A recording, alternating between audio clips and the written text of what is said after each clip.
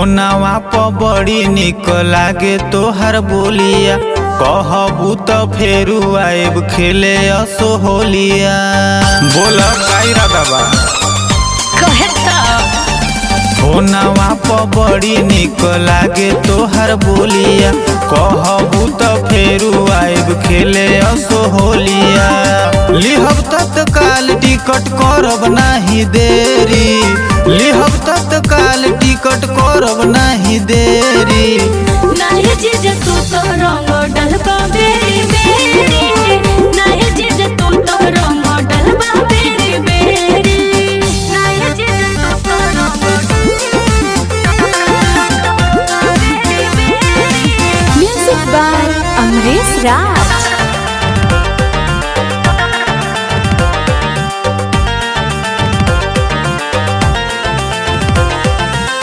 साली हो जीजा के तो तोहरे में हक बा, कहबू जवन ला के दे हो बोला कोनो शौक बा। साचो अरे बोला कोनो शौक बा?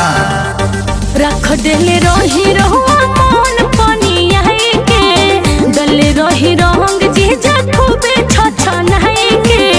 गलती जे होई साली ओह खाती सोरी, गलती जे होई साली ओह खाती सोरी। नहीं जीज तू तो रंग डलबा बेरी बेरी, नहीं जीज तू तो रंग डलबा बेरी बेरी, नहीं जीज तू तो रंग डलबा बेरी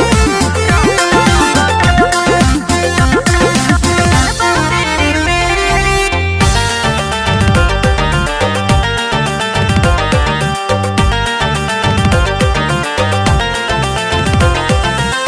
जब ले कुआर बाड़ू मिलल बाया जादी, फेरू नहीं मजा मिली होई जब शादी। अच्छा अरे बुझ बात के।